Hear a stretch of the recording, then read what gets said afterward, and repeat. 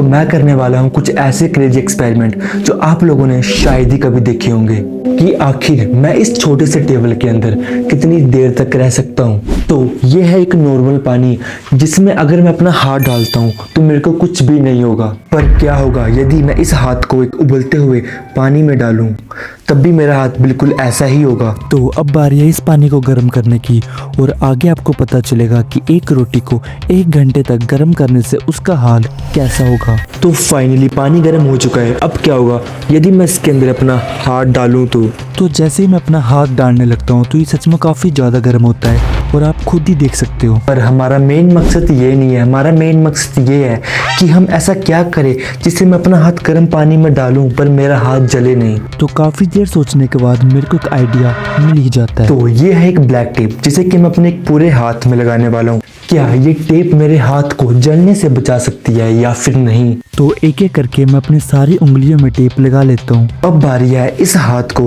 पानी के अंदर डालने की। मेरे हाथों में इस वक्त इतनी ज़्यादा टेप है कि जो मेरा हाथ है वो मुड़ भी नहीं रहा है।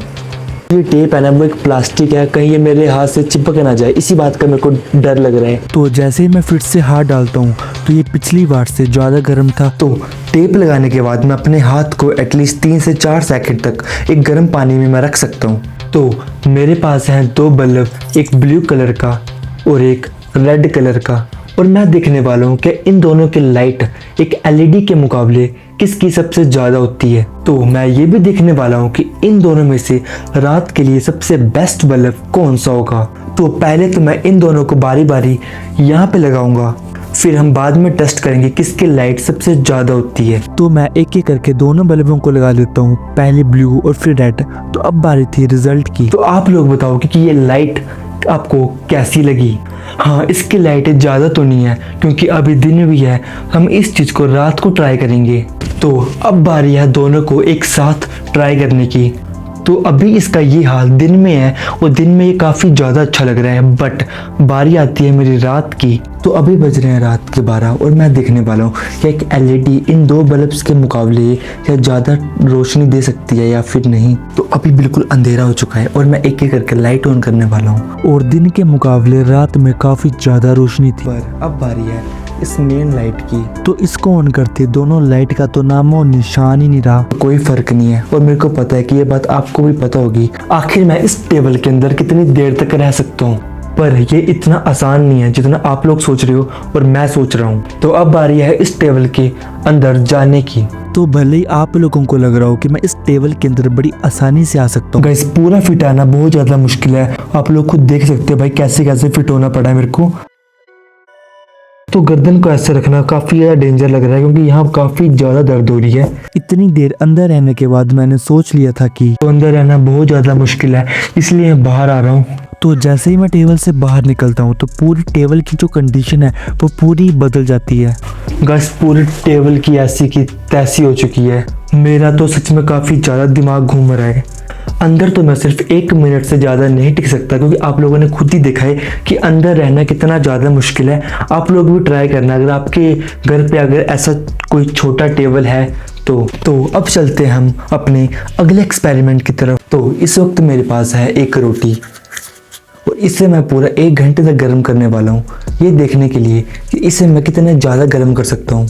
तो मुझे और आपको ये पता है कि 1 घंटे तक एक रोटी को गर्म करूँगा तो वो डेफिनेटली जल ही जाएगी, पर कितनी जल जाएगी और उसका टेस्ट कैसा होगा हमें बस यही चेक करना है। तो मैं भी रोटी को गर्म कर ही रहता हूँ। अभी तो सिर्फ 1 मिनट ही हुआ है और इसका ये हाल है, तो 1 घंटे तक गर्म करने में क्या क्या होगा। थोड़ा टाइम बीतने के बाद रोटी की जो दशा होती है ना वो धीरे धीरे बदलने लगती है और देखते देखते मेरे कमरे की हालत कुछ ऐसी हो जाती है।